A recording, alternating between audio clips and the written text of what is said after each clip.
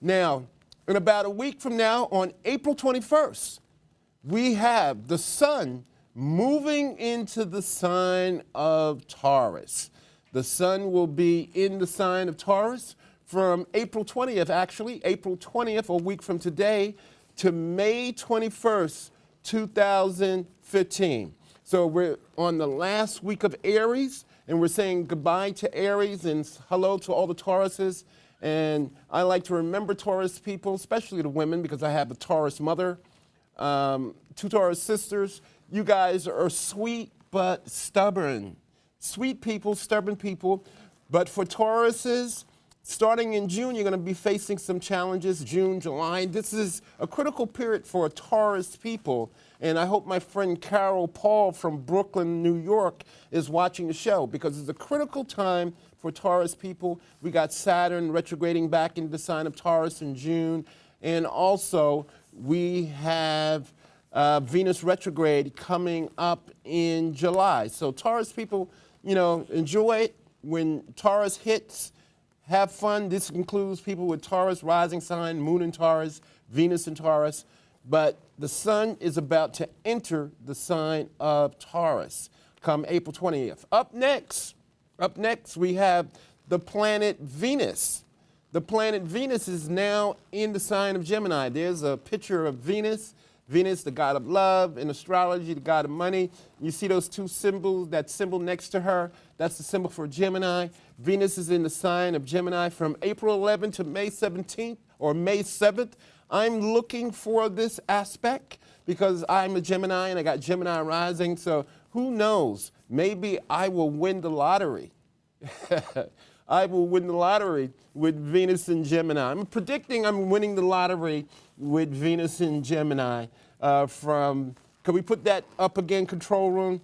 Venus being in the sign of Gemini from April 11th to May 7th. And this is going to help out all the air signs like Libra and Aquarius. So if you got Venus in Aquarius, there's going to be a trine with Venus in Gemini to your Venus in Aquarius or Moon in Aquarius. This is a great time for air sign people, Aquarius, Gemini, and Libra. Up next, some of our astrological highlights for this month. We can take that down, control room. Up next, we have, and I've just been told the phone lines are ringing off the hook. Up next that we have is that we have Mercury. Mercury will be moving into the sign of Taurus. There's your artist rendition of the planet Mercury. The symbol up top is Mercury, and of course, the symbol on the bottom is the sign of Taurus. Mercury is only going to be in Taurus for 2 weeks. Mercury is moving fast. Some planets stay in signs for years, but this time, Mercury is only going to be in the sign of Taurus for 2 weeks. And as you know, I do astrology and numerology. This is an 8 personal year or 8 universal year. So Mercury is in the sign of money and security, and especially for Taurus people, while Mercury is in the sign of Taurus, get your act together. Now, this is going to be a challenge with some Leo people because the transiting Mercury is squaring Leo. It's opposite Scorpio, and it's also on the other side squaring the sign of Aquarius. So beware of communication breakdowns when it comes to money and finances. Caller, you're on the air with Z Starman. Let's get right to it. My birthday is December 27th, 1972, Capricorn. December 27th, 1972. That's correct. Okay. I want to know something about everything. Want to know something about everything. Yeah. What's your name, Mr. Capricorn, and where are you calling from?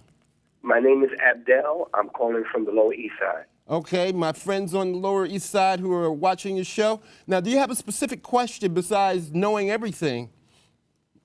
Well, in the areas of romance, finance, and career. Okay. And health. Now, as far as the romance department is going, you're going to probably experience some challenges if you're in a relationship, and here's why. First of all, I just want to inform you of where the planets are in your astrology chart. You are a Capricorn, obviously, but your moon sign is Libra. When it says that we're a Capricorn, we're only talking about one thing astrologically speaking. But your moon sign, who you are, is Libra. I want to hear you say, I'm a Capricorn with the moon in Libra. I'm Capricorn with the moon in Libra. Right. Your moon sign in astrology is who you are emotionally. So emotionally, you're a very sort of kind of fair person, even-tempered. The arts should have been your calling, like music, theater, if you play a musical instrument, or painting. But the challenge with you is to stay balanced emotionally, because emotionally you are all over the place. Sure. And also you should try to understand how the other person is feeling. Now, the thing with Libra, regardless if your rising sign is Libra or your sun sign is Libra, Libra is the only sign of the zodiac which is an inanimate object, meaning it doesn't have a life form running through it. We got Taurus the bull, we got Aries the ram. Those are the animal signs. We got Gemini the twins, Virgo the virgin. Those are the human signs. All of the aforementioned signs have life forms running through them. Now, the only thing sometimes what Libras are guilty of, whether you have Sun in Libra, Moon in Libra, or Libra rising, is that you don't have any feelings. You can be void of feelings at times. So the thing with Libra is learning how other people's feelings are. And this is what you need to learn emotionally. Now, with Capricorn, now you asked me a question about your love life. Now, you have a couple of planets in the sign of Sagittarius. You have Venus in Sagittarius, and you have Mercury in Sagittarius. Venus in astrology is a planet that you love. How do you love? How you spend money? Now, your woman is from another place. She's not an American. I don't know if you ever dealt with any woman from other cultures or countries, but these... I prefer women from other cultures. I'm sorry, say it again? I prefer women that don't speak English. Yeah. Why is that? Why do you prefer women who don't speak English? Because I don't want to argue. Let me tell you, women are women, and I love women, but women argue in any language, any culture, any race. So that's what I'm saying. But looking at Venus in the sign of Sagittarius, Venus, once again, is your love life. And how do you spend money? And Sagittarius is the long distance sign. It's the long journey sign. So as you already know, that you would be attracted to women in the sign or women from other cultures or country. Now, the challenge is that if you're not in a relationship right now, you're going to be going through some challenges because, as I said earlier in the show, Venus is opposite. Venus is in Gemini as we speak. You have Venus in Sagittarius. The opposite sign of Sagittarius is Gemini, and Gemini is Sagittarius. So if you can imagine, if you put a clock in your head, I always tell everybody, if you want to understand astrology, put a clock in your head. Imagine 1 through 12, Venus is on the left side, and let's say in your case, Venus in Sagittarius is on the right-hand side, and Venus in Gemini is on the left-hand side. So there's an old tug of war, and I'm predicting some lovers from your past will be popping up in a couple of weeks, trying to get with you or trying to get back with you. Or if you've dated someone in the past, now is the time to sort of kind of open that window of opportunity to see if it will happen the second time around. But again, the women that are for you are from other places or other cultures. Now, just from a numerology point of view, this is a number 2 personal year for you. It's a year of bringing people together, and it's probably also a year of where you're feeling for the first time that you don't want to be alone. You'll be 43 years old this birthday. So at 42, you just had your 42nd birthday. You're at that half Uranus period. It takes Uranus 84 years to make a complete trip around the zodiac. So this stage of your life, you're tired of the games, you're probably tired of the clubs and the bars and all that kind of scene, and really at the half Uranus period in your life, it takes Uranus 84 years to make a complete trip around the zodiac. So you're at the half Uranus point of your lifetime. So now is the time that you want to settle down, find that special someone you can trust, and hopefully she'll be from another country or culture, but from a numerology point of view, because the name of this show is Astrology Numerology. Now, you're in a number 2 person here. It's about bringing people together, even finding that significant other. So you're going to have some challenges later on down the year, but let's say September, and September is not far away. I think that's when the landscape will clear and you'll start to have and implement some of the women or some of the ideals and things that you want in your life. I know that's a lot of information, right?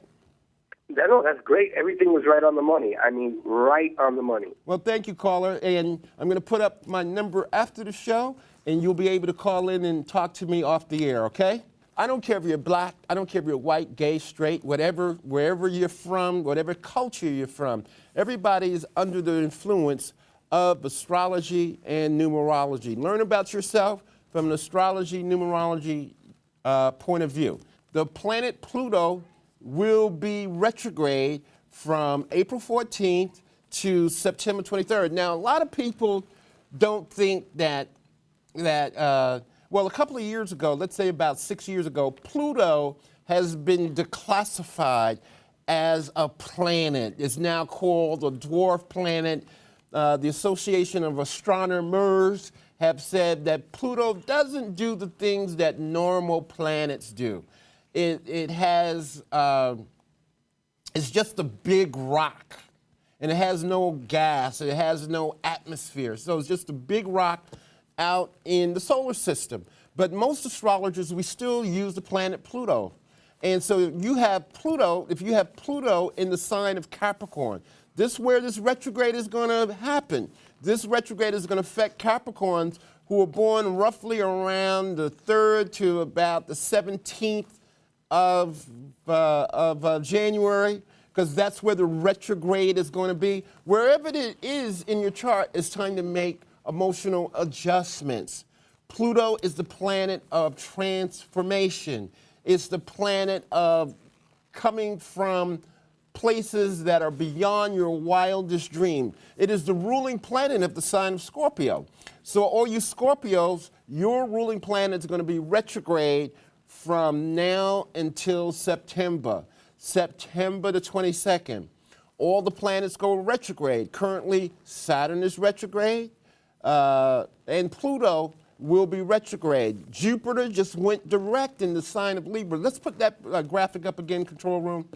Pluto is retrograde. Remember this, from April 14th to September 22nd, 2015. It's about knowing how the planets are moving and spinning and turning in your astrology chart. April 2015 is a number 3 personal month. We've talked about this on previous shows. Go out and have some fun. Have fun, because it's getting ready to get serious.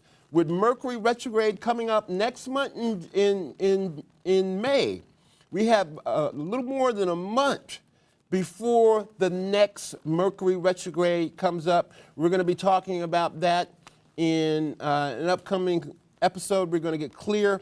And again, I want to thank everybody who has watched this show tonight. If you want to understand who you are from an astrology and from a numerology point of view, don't be scared, as we say in the hood or Harlem or wherever. Don't be scared. Astrology and numerology is a tool for you to use to help guide you through your life.